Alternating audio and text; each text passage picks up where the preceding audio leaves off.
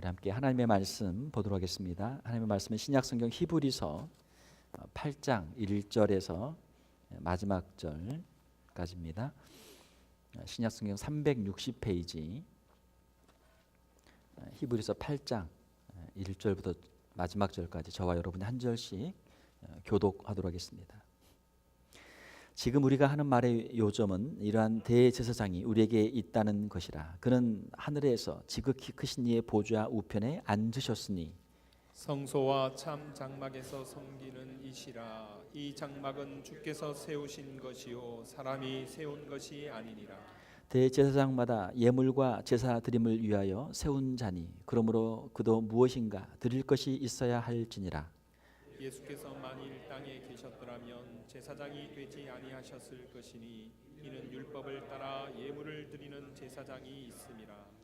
그들이 섬기는 것은 하늘에 있는 것의 모형과 그림자라. 모세가 장막을 지으려 할 때 지시하심을 얻음과 같으니 이르시되 삼가 모든 것을 산에서 내게 보이던 본을 따라 지으라 하셨느니라.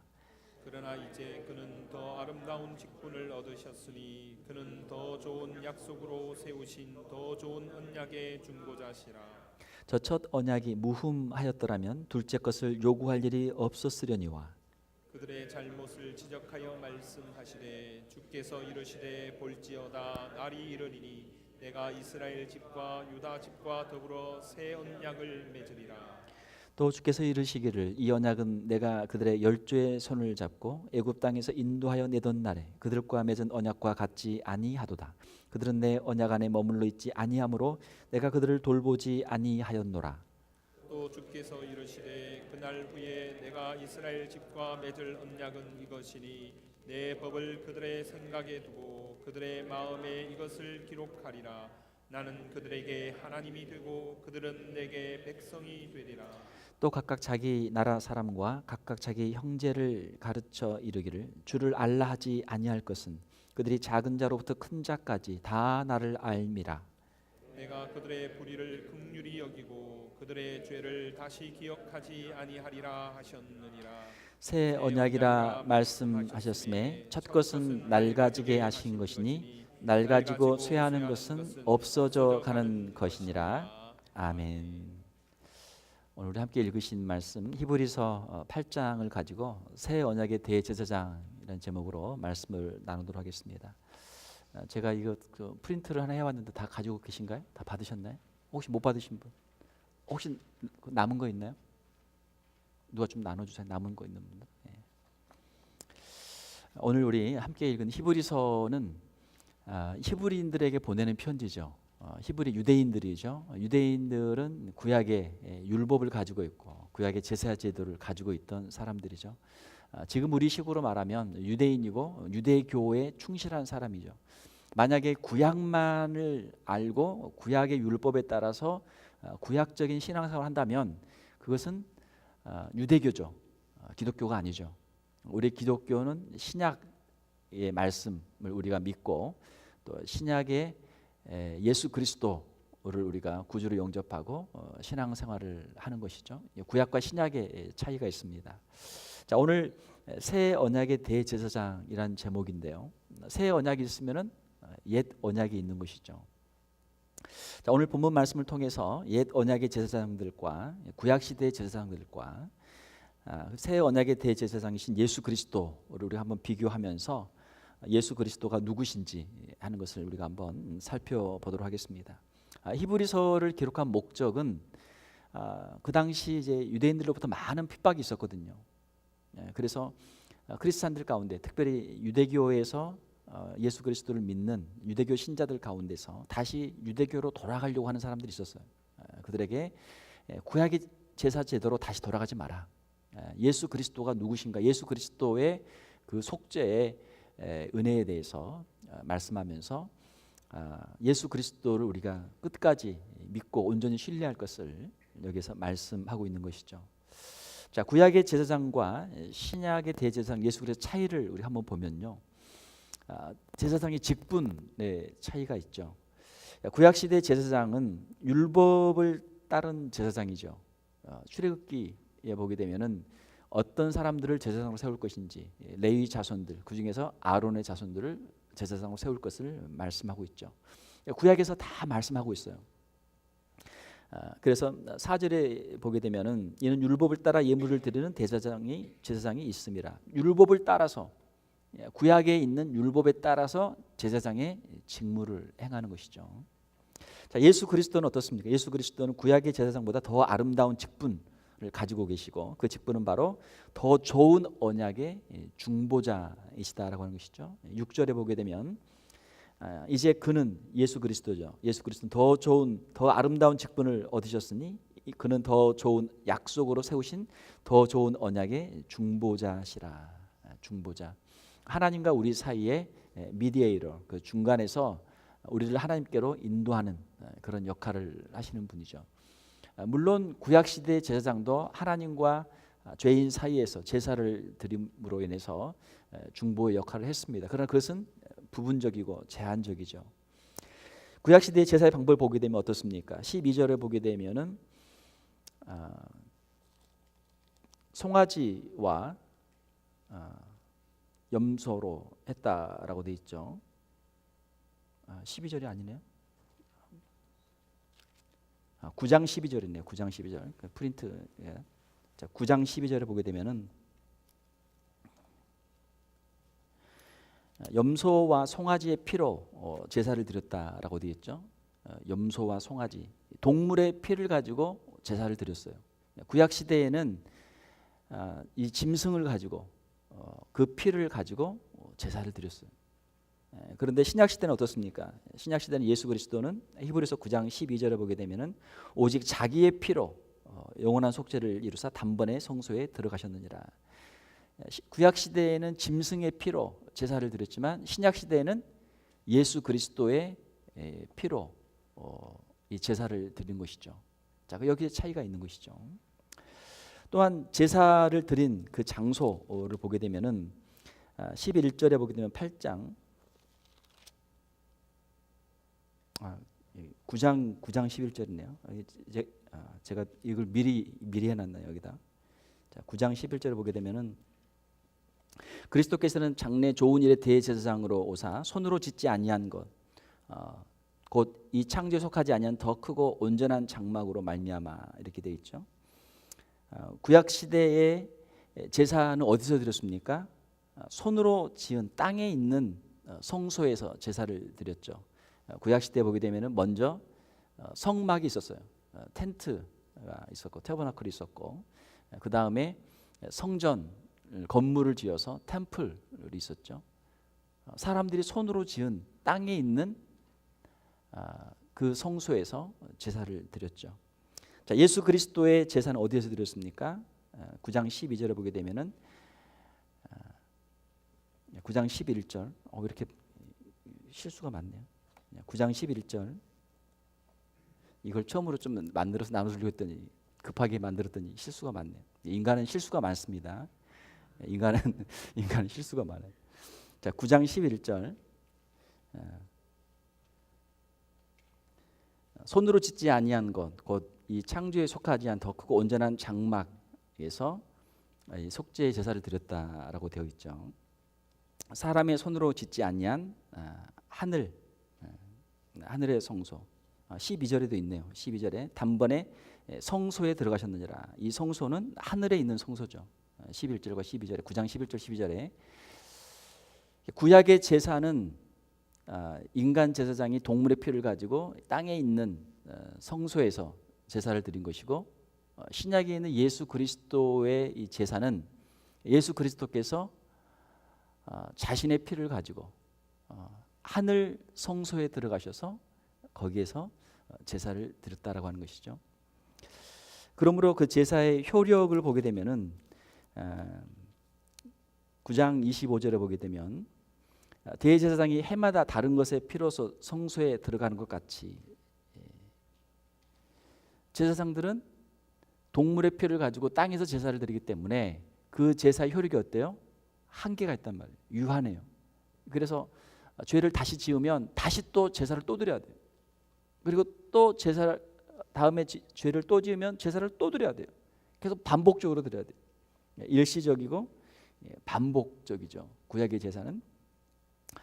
자, 신약의 제사는 어떻습니까? 신약의 제사는 12절에 보게 되면 8장 12절에 내가 그들의 불의를 긍휼히 여기고 그들의 죄를 다시 기억하지 아니하리라.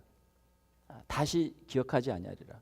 예수 그리스도의 보혈로 드려진 이 제사는 영원한 제사이기 때문에 예수 그리스도의 보혈로 또 다른 제사가 필요 없다라고 하는 것이죠. 9장 26절에 보게 되면은 이제 자기를 단번에 제물로 드려 죄를 없이 하시려고 자기를 단번에 제물로 드렸다라고 있고 28절에 보게 되면은 이와 같이 그리스도도 많은 사람의 죄를 담당하시려고 단번에 들이신 바 되셨고 단번에 한 번에 모든 사람의 죄를 대속하셨다라고 하는 것이죠. 자, 그러므로 예수 그리스도의 이 제사는 영원한 속죄고 또 단번에 이루신 것이죠. 자, 이것이 구약의 제사장과 신약에 있는 제사장인 예수 그리스도의 차이죠. 그러므로 구약에 있는 제사장보다 신약에 있는 예수 그리스도가 훨씬 더 우월하시고 더 완전한 제사를 드리게 하신 것이죠. 자, 그다음 두 번째로 우리가 볼 것은 성소인데 9장 1절에 보게 되면은 첫 언약에도 섬기는 예법과 세상에 속한 성소가 있더라. 첫 언약, 구약의 율법이죠. 구약의 율법에는 하나님을 섬기는 예법이 다 기록되어 있어요. 그리고 세상에 속한 성소가 있어요. 이 땅에다가 사람들이 만들어 놓은 성소, 성막 또는 성전이라고 하는 성소가 있어요. 자, 그러므로 구약 시대의 성소의 위치는 땅에 있죠.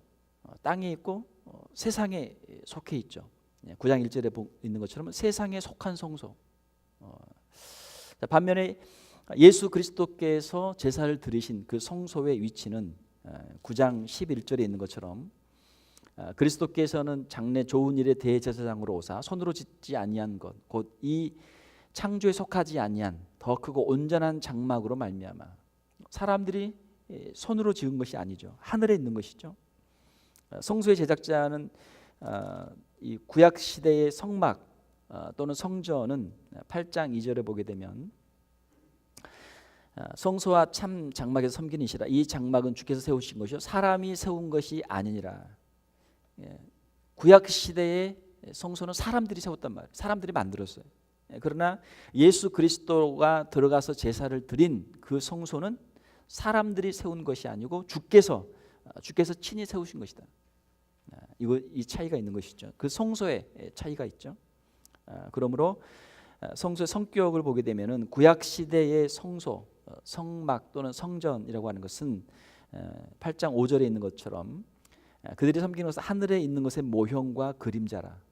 하늘에 있는 성소의 모형 그리고 그림자, 그 실체가 아니죠. 이 땅에 있는 성전 아무리 그것이 아름답고 아무리 거룩해도 그것은 하나의 모형이고 그림자일 뿐이죠. 그리고 하늘에 있는 성소는 2절에 있는 것처럼 8장 2절에 있는 것처럼 참 장막이다. 실체죠, 실체. 하늘에 있는 성소, 하나님의 임재가 있고 하나님의 영광이 있고 하나님께 드리는 예배가 있는 그 예배의 실체죠. 오늘 또 우리가 이렇게 와서 예배를 드리잖아요. 예배를 드리지만 우리가 이 땅에서 드리는 예배는 제한적이죠. 우리는 이 땅에서 예배를 드리기 때문에 우리가 하나님의 완전한 영광과 하나님의 완전한 임재를 체험하지 못하기 때문에 우리가 이 땅에서 드리는 예배는 예배지만 희미하죠. 완전하지가 않죠. 자, 그러나 우리가 주님 앞에 서서 천국에서 드리는 예배는 완전한 예배, 주님의 임재와 주님의 영광이 충만한 그러한 예배가 될 줄로 믿습니다. 그 차이가 있는 것이죠. 자, 세 번째로 우리가 볼 것은 언약이죠. 언약. 자, 이 8장에 보게 되면 언약이라고 하는 단어가 나오죠. 구약에 있는 옛 언약, 율법을 통해서 주신 언약과 신약에는 새 언약이 있는데 예수 그리스도를 통해서 주신 복음 이것이 새 언약이죠. 구약의 옛 언약은 율법이고 신약의 새 언약은 복음이죠. 자, 그 차이를 보게 되면 옛 언약 또는 첫 언약 8장 7절에 보게 되면 저 첫 언약이라고 하는 표현이 있죠. 그리고 13절에 보게 되면은 첫 것이라고 하는 표현이 있죠. 옛 언약 그리고 첫 언약이라고 하는 그런 표현이죠. 자, 그리고 예수 그리스도로 말하면 신약의 언약은 8절에 보게 되면 새 언약이란 단어가 나오고 13절에도 보게 되면 새 언약이란 말이 나오죠. 그리고 7절에 보게 되면은 둘째 것이라는 표현이 있죠. 둘째 언약, 새 언약, 둘째 언약이죠. 자, 그러면 왜 구약 시대에 주셨던 언약과 다른 새 언약을 왜 주셨습니까? 그 이유가 무엇입니까? 왜 구약 시대에 율법을 주시고 구약 시대에 만들어 주셨던 그 제사 제도를 통해서 계속해서 제사를 드리고 계속해서 율법으로 살면 되는데 왜 새 것을 주셨어요? 구약에 있는 것은 날가지 있는 것이고 날가지고 쇠하는 것이죠.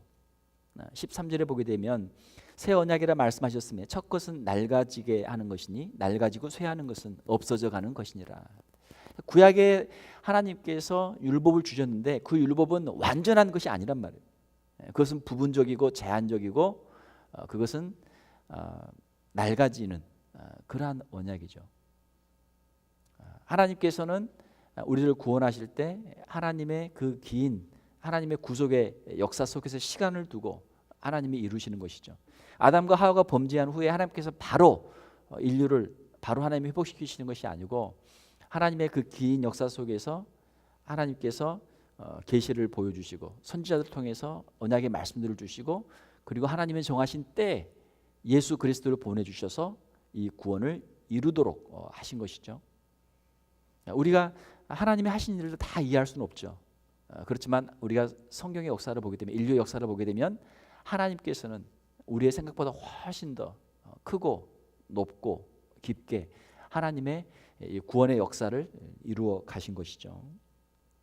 자, 그래서 더 좋은 언약을 주신 것이죠. 6절에 보게 되면은 더 좋은 약속, 더 좋은 언약을 주셨죠. 그리고 그것은 7절에 보게 되면 첫 언약이 무흠하였다면 둘째 것을 요구할 일이 없었으려니와. 첫 언약은 불완전하단 말이에요. 그래서 두 번째 언약을 주셨는데 그것은 완전한 것이죠. 흠이 없는 것이죠. 그 언약을 주시는 방법을 보게 되면은 첫째 언약은 모세를 통해서 돌판에 주셨죠. 글씨를 써가지고 주셨단 말이에요. 십계명을 중심으로 해서 그 모든 언약들을 모세를 통해서 주셨죠. 자, 그런데 새 언약은 10절에 보게 되면은 또 주께서 이르시되 그날 후에 내가 이스라엘 집과 맺을 언약은 이것이니 내 법을 그들의 생각에 두고. 하나님께서 우리의 생각 가운데 하나님의 법을 주겠다. 법은 새 언약이거든요. 그리고 그들의 마음에 이것을 기록하리라. 신비에 우리의 마음판에 돌이 아니고 우리의 마음판에 하나님의 이 언약을 주시겠다라고 하는 것이죠. 자, 이것은 어떻게 성취됐습니까? 오순절의 성령 강림을 통해서 성령의 역사를 통해서 이루어졌죠. 하나님께서 우리 믿는 사람들 각자의 심령 속에 성령을 통해서 하나님의 백성으로 인을 치시고 또 우리의 마음 속에 주님을 향한 열정과 헌신과 은혜와 감격의 그런 마음들을 주시는 것이죠.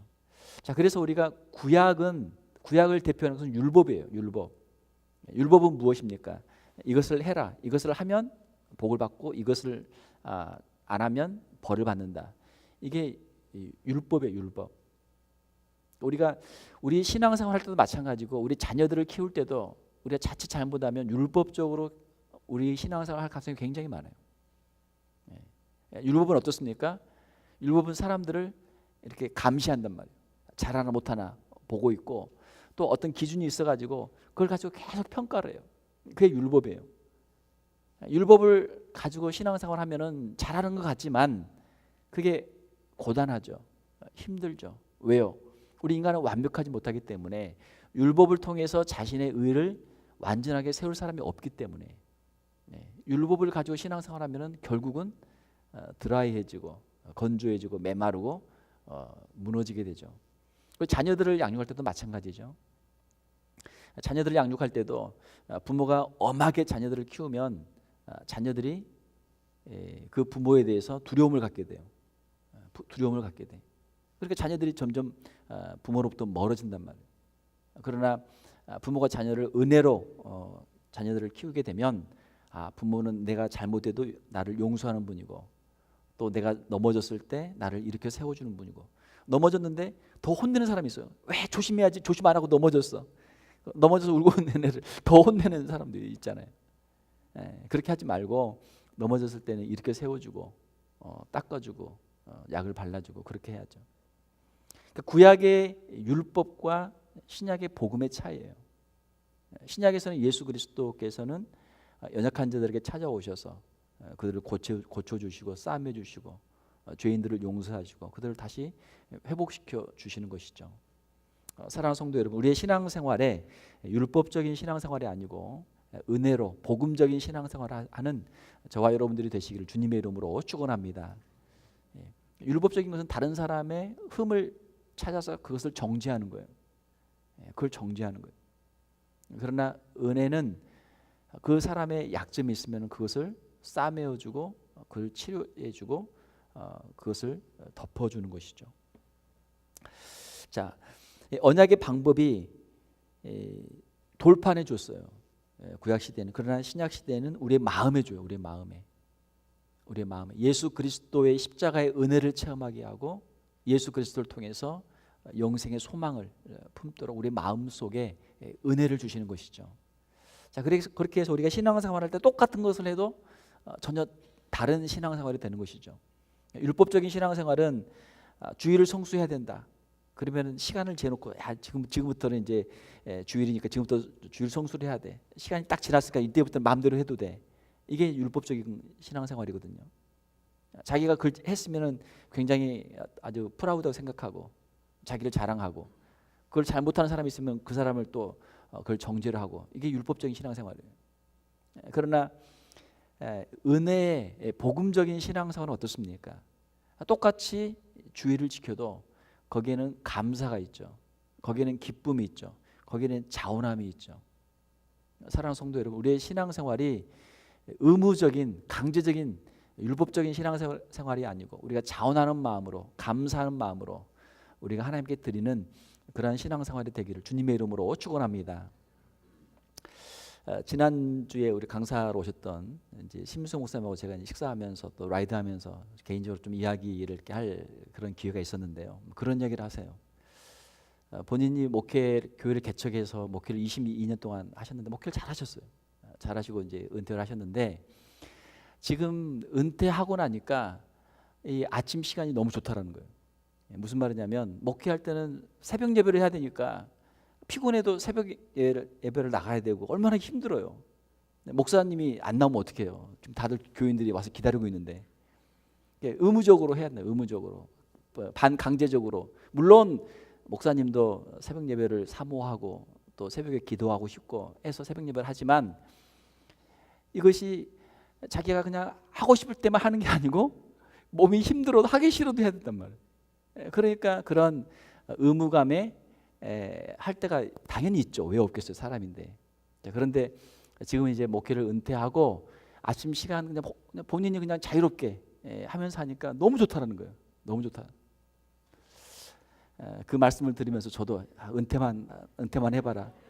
아직 멀었지만 아직 멀었지만 나도 은퇴하면 나도 내 시간 마음대로 쓰면서 하고 싶을 때 하고 안 하고 싶을 때 안 하고 새벽 예배하면 은혜가 되죠. 우리가 시간을 정해놓고 하는 데는 다 이유가 있죠. 그냥 풀어놓으면은 처음에 한두 번 하던 나중에는 안 할 때가 훨씬 많단 말이에요. 그러니까 시간을 정해놓고 하게 되면 우리의 게으르고 우리의 나태한 것들을 우리가 쳐서 우리의 육체를 복종시켜서 우리가 더 하게 되죠. 자, 중요한 포인트는 우리의 신앙생활이 아무리 다른 사람들이 볼 때 야, 주일 성수를 잘해, 새벽 예배를 잘해, 뭘 잘해, 교회 봉사를 잘해 아무리 많은 이야기를 해도 본인의 마음속에 정말 자원하는 마음이 없고 감사하는 마음이 없고 은혜가 없으면 다른 사람들이 아무리 칭찬을 해도 그게 본인에게는 은혜가 되지 않죠. 은혜가 되지 않는단 말이에요. 어떤 분이 그런 질문을 해요. 11조에 대해서 질문을 해요. 구약 시대에는 11조가 율법이었어요. 율법, 의무적으로 해야 돼요. 11조를 안 하면 막 엄청나게 선지자를 통해서 책망도 받고 한단 말이에요. 자, 그러면 신약 시대에는 11조가 어떻게 되는가? 신약 시대에는 율법적으로 11조를 하라고 하는 명령이 없어요. 신약 시대에는 사도 바울이 예루살렘 교회 성도들이 큰 기근이 있을 때 그들을 돕기 위해서 연보, 구제헌금이죠. 그런 기록은 있지만 또 사도 바울을 그 선교를 돕기 위해서 선교 후원하는 선교 헌금은 있지만 구약 시대처럼 의무적인 율법적인 11조를 강조하는 구조는 없어요. 자, 그러면 신약 시대에 11조를 해야 됩니까? 말아야 됩니까? 할 수도 있고 안 할 수도 있어요. 강제가 없으니까 안 해도 돼요. 자, 그렇지만 왜 합니까? 하나님의 교회를 위해서, 하나님의 복음을 위해서 우리가 10분의 1을 드리는 것이죠. 또 믿음에 따라서 더 드리는 사람도 있어요. 더 드리는 사람도 있어요. 연말에 결산을 해보면은 11조보다 훨씬 더 많이 드린 분도 있단 말이에요. 또 형편에 따라서 11조보다 못 드린 사람도 있죠.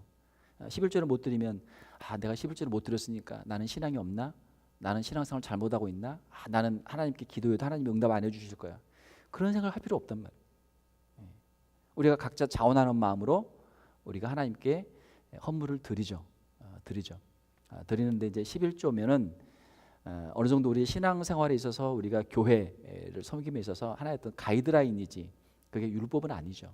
거기에 우리가 그걸 가지고 자랑할 필요도 없고 그것 때문에 우리가 스스로 디스커리지 될 필요 없단 말이에요. 중요한 것은 하나님이 내게 주신 것들을 가지고 우리에게 주신 시간과 은사와 달란트와 물질과 그 모든 것들을 가지고 우리가 감사하는 마음으로 하나님께 자원해서 드리는 것이죠. 자원해서 드리는 것이죠. 하나님께 드릴 때 하나님께서 그 믿음을 보시고 또 그 헌신을 보시고 하나님께서 복을 주실 줄로 믿습니다. 구약 시대에는 율법적인 신앙생활이에요. 바리새인들이 구약의 율법적인 신앙생활을 제일 잘했어요. 예수님은 바리새인들을 책망하셨죠. 왜요? 그들이 외식하기 때문에. 율법은 율법주의로 나가게 되면 결국은 외식할 수밖에 없어요. 그의 마음속에서 자원함이 없고 마음속에서 은혜가 없고 사람들의 시선 가운데 사람들 앞에서 보이기 위해서 신앙생활을 하기 때문에 거기에는 참된 기쁨도 없고 참된 자유도 없고 참된 은혜도 없단 말이에요. 사랑하는 성도 여러분, 이제 우리 신약의 성도들은 구약의 율법이 아니고 새 언약 예수 그리스도 안에 있는 은혜에 의해서 우리가 신앙생활을 하는 줄 믿습니다. 좀 자유함을 누릴 필요가 있어요. 우리 그리스도인들이 자유를 누릴 필요가 있어요. 예수 그리스도가 우리에게 자유를 주셨습니다. 자유를 주셨습니다. 우리에게 필요한 것은 예수 그리스도와 함께 연합함으로 말미암아 하나님의 그 보좌 앞에 나가는 그러한 구원의 기쁨과 감격이 우리에게 필요한 것이죠. 말씀을 정리하겠습니다. 구약의 제사보다는 신약의 제사가 더 완벽하죠. 예수 그리스도를 통한 제사가 완벽하죠. 그러니까 우리가 예수 그리스도를 떠나서 다시 유대교로 구약으로 갈 필요가 없단 말이에요. 구약의 제사장보다 신약의 제사장이신 예수 그리스도가 훨씬 더 우월하시죠. 어떤 정도의 차이가 아니고 질적인 차이가 있죠. 질적인 차이가 있죠. 창조주 하나님과 인간 피조물의 차이죠. 하늘에서 드려진 제사와 땅에서 드려진 제사의 차이죠. 구약의 언약보다는 신약의 언약이 훨씬 더 우월하죠. 율법으로 우리가 신앙생활을 하는 것이 아니고 은혜로 우리가 신앙생활을 하는 것이죠. 구약의 제사 제도는 예수 그리스도의 십자가에서 완성이 됐어요. 그렇기 때문에 우리가 더 이상 구약의 제사 제도를 우리가 드리지 않죠. 만약에 우리가 구약식으로 산다면은 우리가 다 개종을 해야 돼요. 우리가 다 유대교로 개종을 해가지고 구약의 제사를 우리가 드려야 되고 또 구약의 제사를 드리기 위해서 1년에 한 번씩 예루살렘에 가야 돼. 예루살렘에 가서 거기서 성전을 만들어 놓고 거기에서 제사를 드려야 돼요. 그게 구약의 제사란 말이에요. 그래 우리 그렇게 하지 않잖아요. 전 세계에 수많은 크리스찬들이 교회를 세우고 거기에서 예배를 드립니다. 우리가 드리는 예배, 이 땅에서 우리가 여기서 지금 드리는 예배는 우리의 육체가 있기 때문에 여기서 드리는 거예요. 우리의 예배는 영적인 예배로 하나님의 보좌 앞으로 나가서 예배를 드리는 거예요. 우리의 몸은, 육체는 비록 이 땅에 있지만 우리의 영은 하나님의 보좌 앞에 나가서 하나님의 영광을 바라보고 하나님의 임재를 체험하면서 거기에서 우리가 예배를 드리는 것이죠. 이것이 신약 시대의 예배예요. 영적인 예배예요. 구약 시대의 제사 제도는 이제 폐지되었고 신약의 예배로 이제 대치가 된 것이죠. 히브리서 9장 10절에 보게 되면은 육체의 예법일 뿐이며 개혁할 때까지 맡겨둔 것이니라. 이제는 이 제사 제도가 바뀌었단 말이에요. 제사 제도가 바뀌었어요. 사랑하는 성도 여러분, 우리가 구약과 신약을 비교했을 때 구약의 율법, 구약의 제사 제도보다 훨씬 우월하고 또 그 제사의 완성이신 예수 그리스도, 참 언약의 실체인 예수 그리스도, 그 십자가의 은혜를 우리가 깊이 체험할 수 있기를 원합니다. 그렇죠? 이제는 다른 어떤 방법에 다른 제사가 필요 없어요. 오직 예수 그리스도를 통해서 하나님 앞에 나가는 그 제사만 있는 것이죠. 우리를 위해서 십자가에서 영원한 제사를 드리신 예수 그리스도, 그 십자가를 늘 바라보면서 그 십자가 안에서 참된 자유와 하나님 주시는 그 기쁨을 늘 누리는 우리 성도들이 다 되시기를 주님의 이름으로 축원합니다. 함께 기도하겠습니다. 하나님 아버지, 이 시간 구약 시대 제사 제도와 예수 그리스도를 통한 제사를 우리가 함께 살펴보았습니다.